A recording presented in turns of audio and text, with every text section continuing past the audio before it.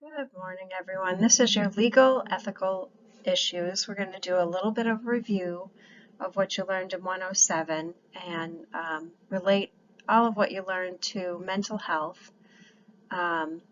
So without further ado, here we go. So remember that legislation, laws are designed to protect the public.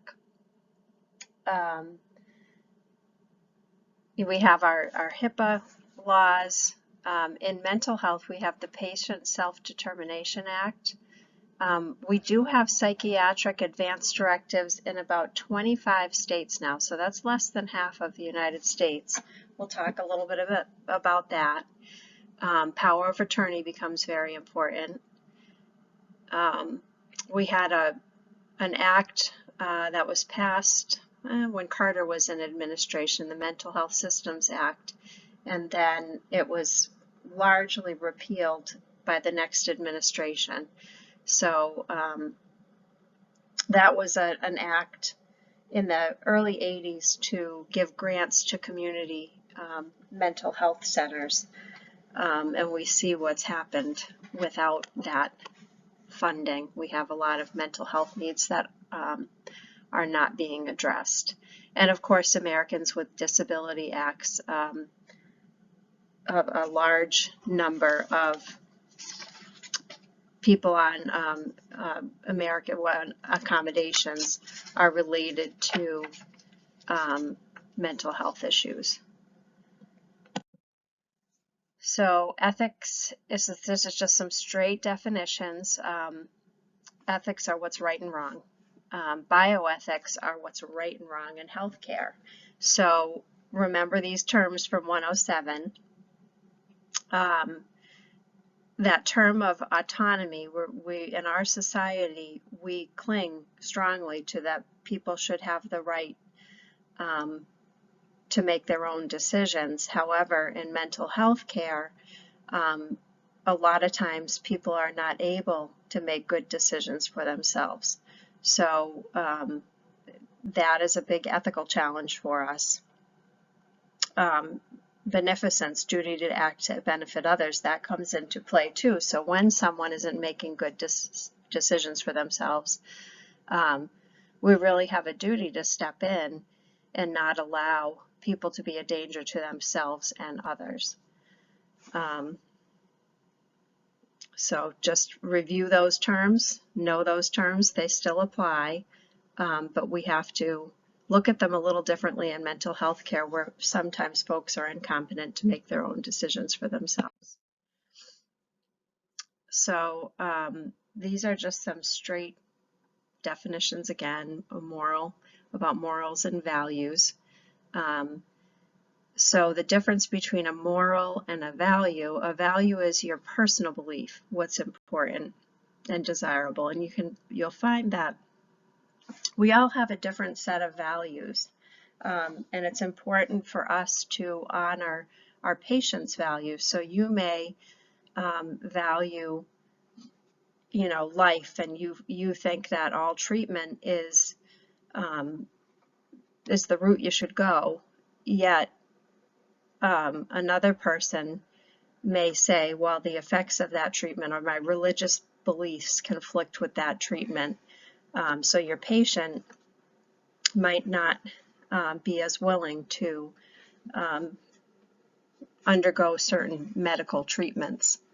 So, and then value clarification. We do a lot of self-reflection, our process recordings, so that we can kind of be in touch with our own values. Until you know what your own thoughts are, it's hard to leave them at the door. I always say that you have to leave your own values at the door sometimes when providing care.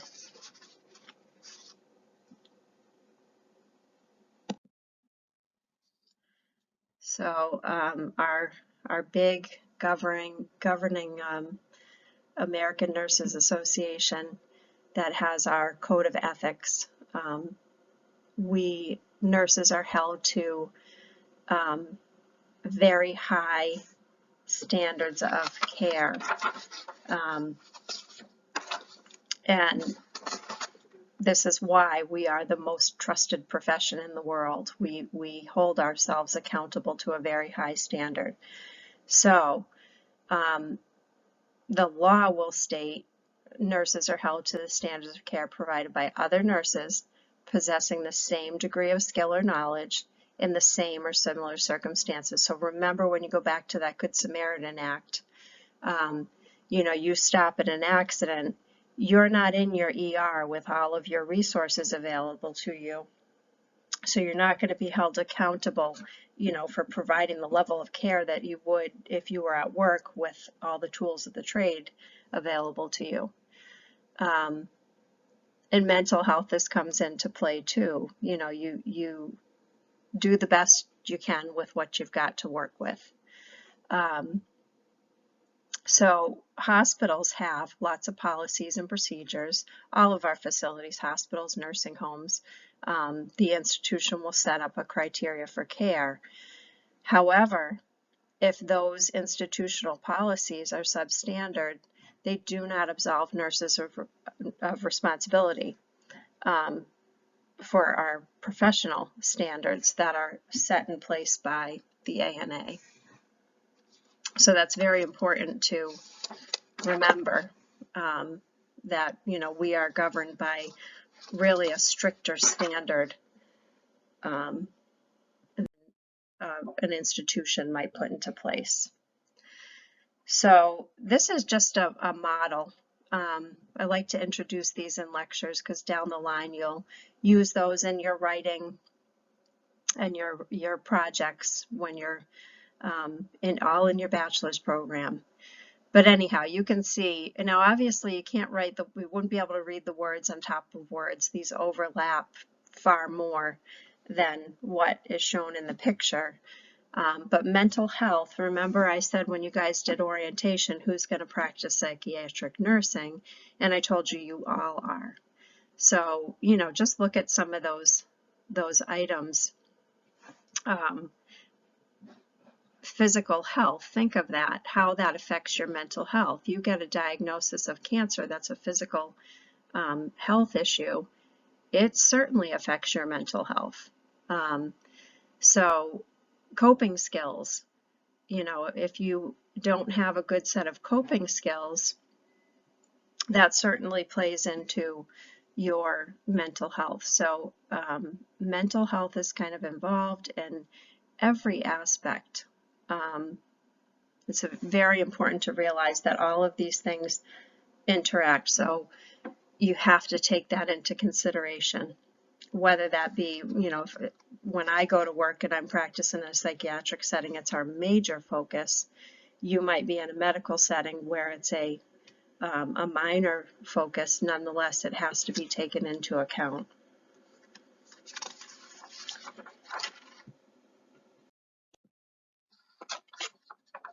So some patient legal protections. The Patient Self-Determination Act, that's why every facility that a patient is admitted to, we ask them about advanced care directives, and if they don't have them, we encourage them to complete one, to put one in place. Do you want to be a DNR, a DNI, a DNH? We need to know that. Advanced care directives in mental health. So you can have a living will, you can have a power of attorney in place, a healthcare proxy, same kind of thing. It's actually the same thing. They will make decisions for you when you become incapacitated. So when you're in a medical setting, it's a little more clear. You're not able to talk to me. You're not able to relate or write to me what you want. In a psychiatric setting, it becomes a little less clear. You might have people that come across as pretty alert, and they are alert and oriented. They'll pass a mini mental, but they have some fantastic ideation about things, and they're not making good decisions for themselves. So you might hear about people getting Rogers guardianship. That's a court-appointed guardian that makes decisions for healthcare. It's a lengthy process going through the court systems, but you will see people with significant long-term mental illnesses having that in place. Again, psychiatric advance directives, we are coming around to that in our society. Only 25 states at the moment have psychiatric advance directives where it's just like your other advance directives where you tell people when you're of sound mind what you want if in later years you're not. So say there's a strong history of dementia in your family.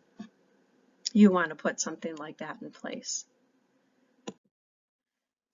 So there's a Bill of Rights for mental health patient, and a lot of these things are, exactly the same as the Bill of Rights for any patient. Your records should be confidential. You can access your own records. Some of these get interesting. I look at the one, access to phone and mail. Well, we had a patient that we had some government offices calling and complaining about all of the wacky calls they were getting from this patient.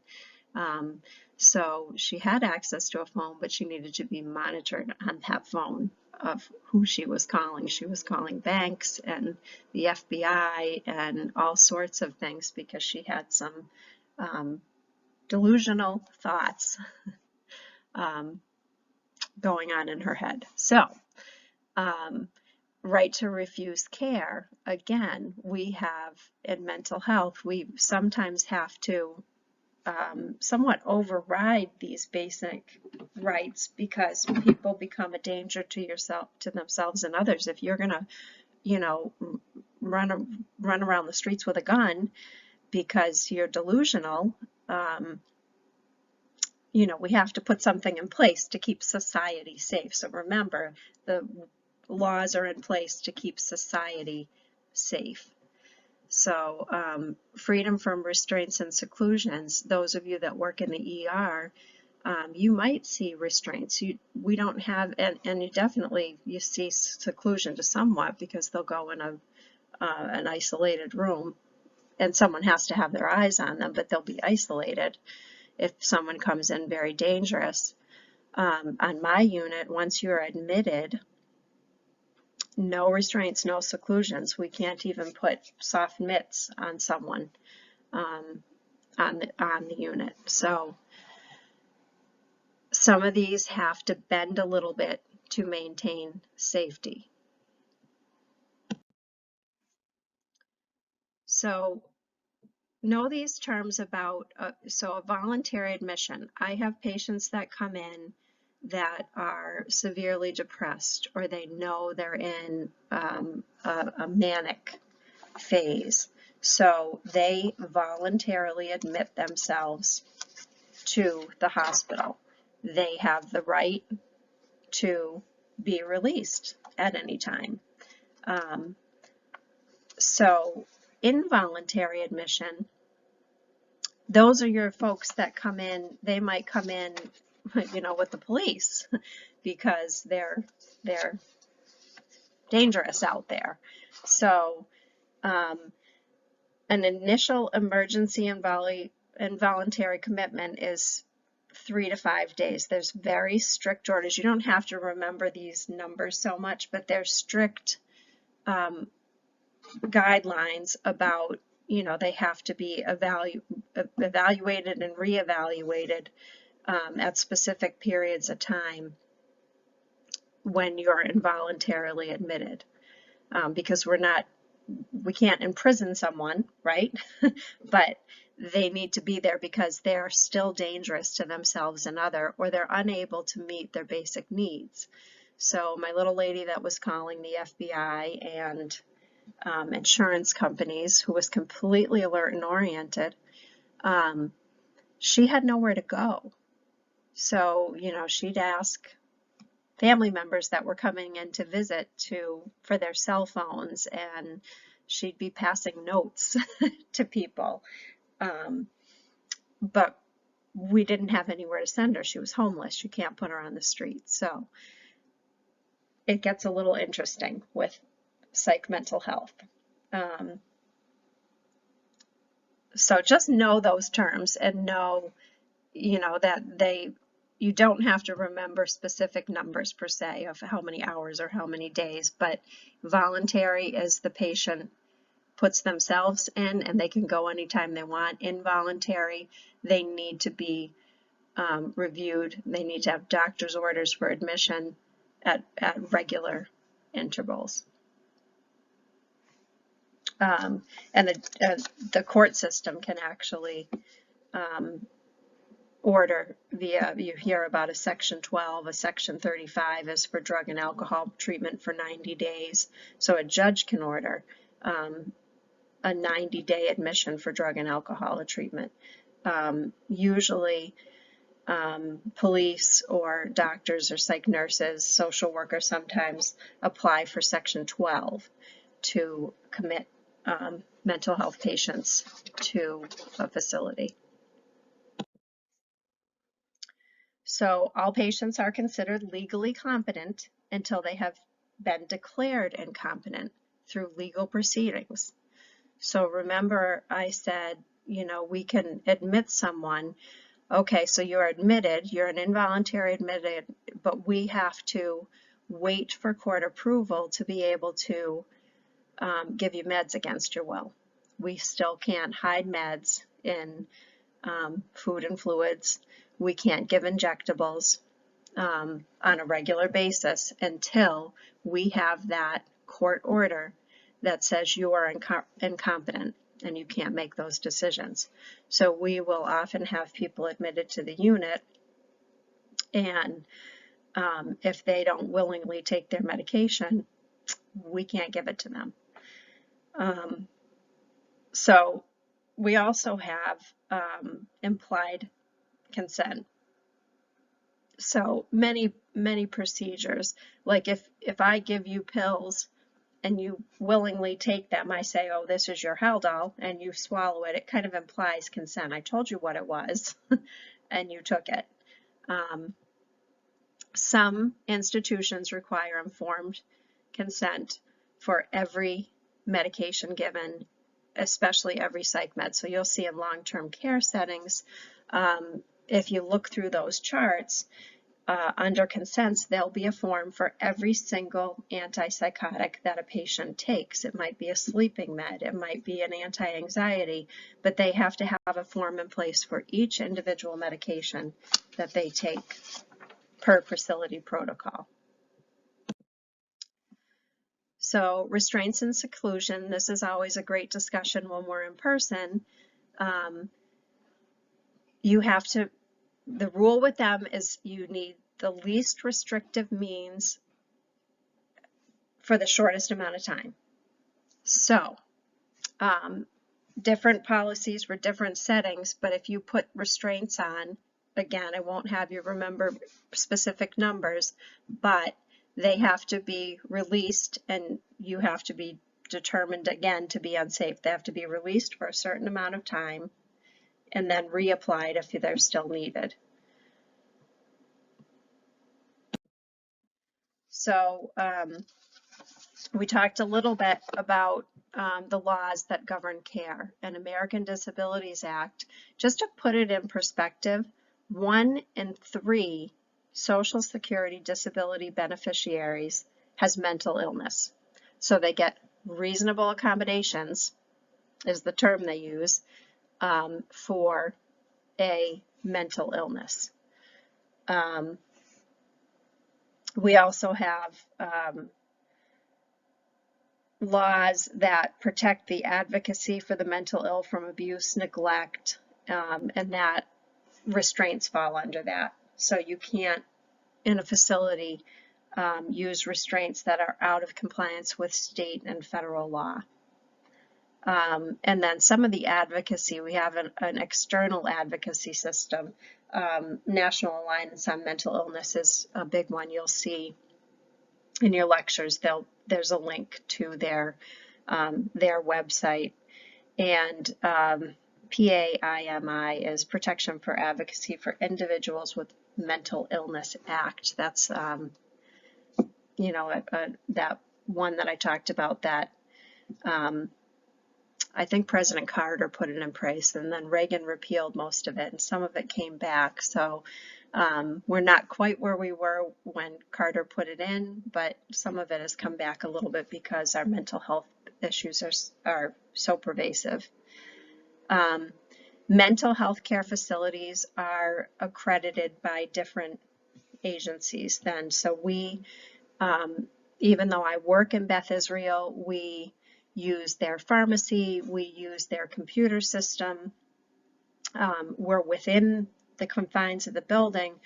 We are governed and audited by the Department of Mental Health. So when you come from the emergency room or a different floor to the psychiatric unit, you are a complete readmission. We are governed differently. We are accredited differently. So patient confidentiality, again,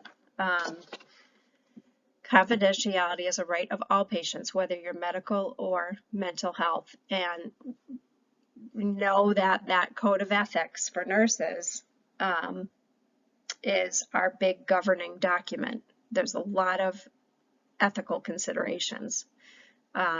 Legal considerations fall under HIPAA, and that just says health information cannot be released without a patient's consent, except to those people for whom it is necessary in order to implement the treatment plan. Here are the exceptions in mental health. You have a duty to warn and protect third parties.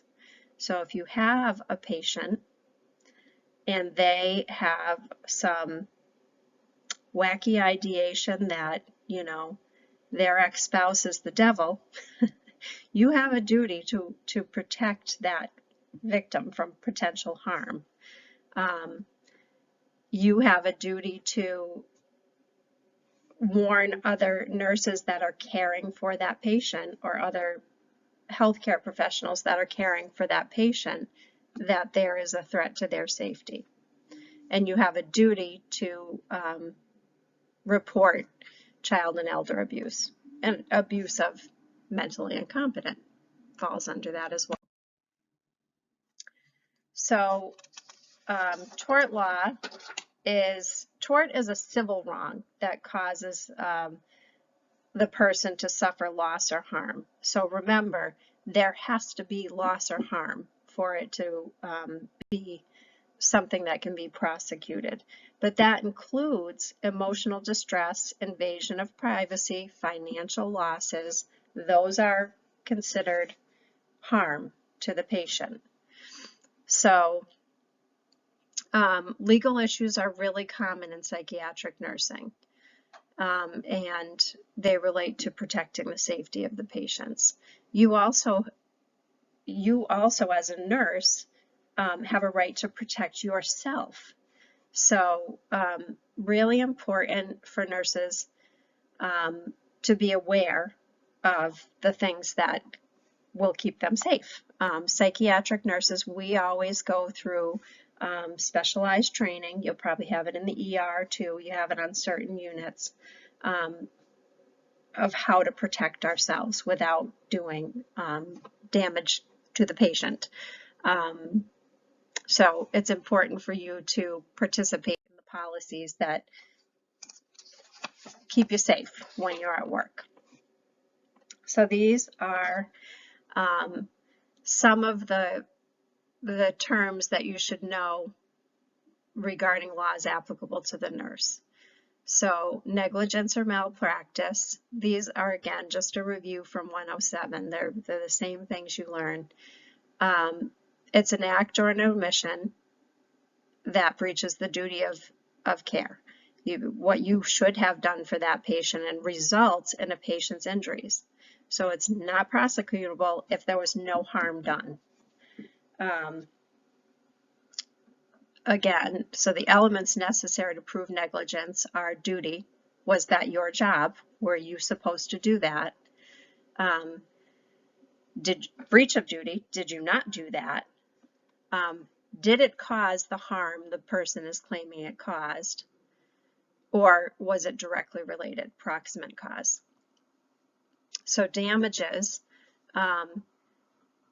would the injury have occurred anyway if it weren't for what the nurse did? Proximate cause or legal cause is evaluated by determining whether there are any intervening actions or individuals that were, in fact, the cause of harm to the patient. We talked about damage, and could you foresee that? Could you see that coming? Did you know that would cause harm, or should you have known that that caused harm? So a duty has to be based on a recognized standard of care.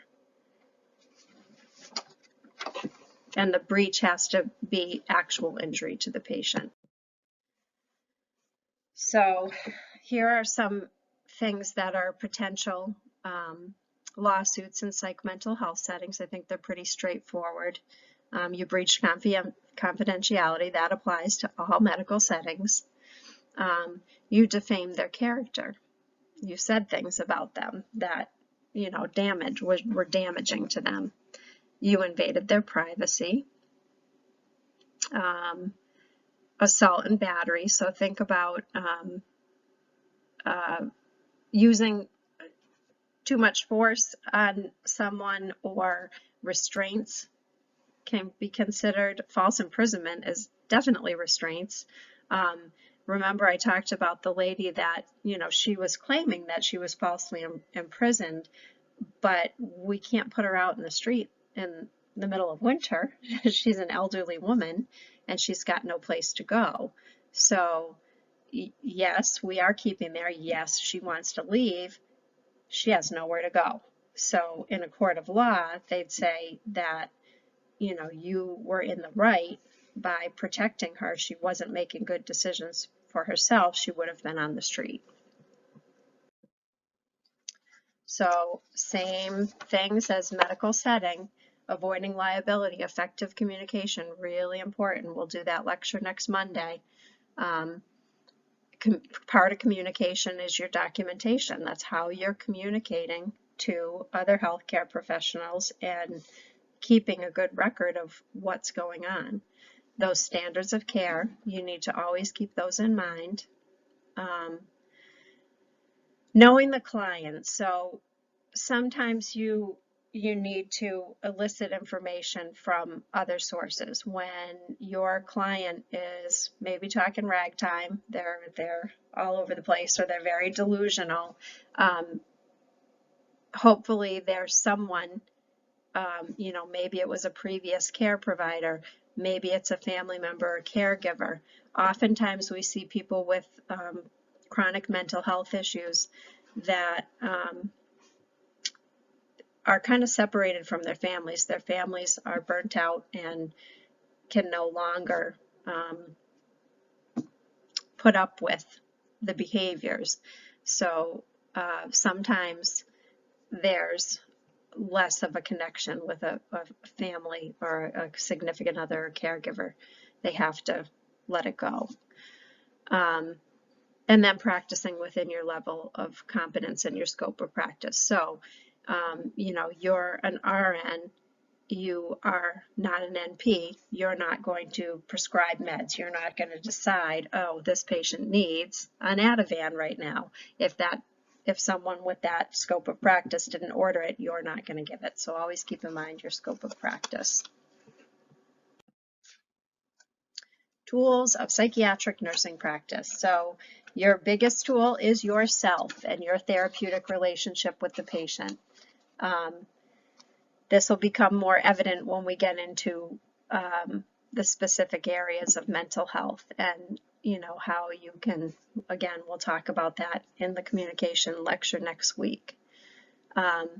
Clinical reasoning and reflection. So critical thinking about situations and continual self-evaluation. I think no area more than mental health do we utilize process recordings and self-reflection for you to kind of get in touch with those implicit biases, things that you just don't even realize that you're biased about. There's certainly a lot of stigma and a lot of bias with mental health, so you need to be aware of those feelings, inner feelings that you just don't, they're not outward, you don't even realize that they're there. Interdisciplinary care is very important. You'll see with mental health, more so than other arenas, it sometimes gets a little disjointed. We don't have the best system of sharing information from previous admissions at other facilities, and it kind of gets lost in the shuffle. So, and in mental health, you have medical practitioners, psychiatric practitioners, social workers are heavily involved. So we really utilize, and plus the normal things that you'd see on a medical floor, PT and OT and speech therapy, they're all involved too. But they're continual involvement in the plan of care. And we do, yes, there's those nursing care plans. You will have those in mental health as well. So we'll talk about that a lot throughout this semester.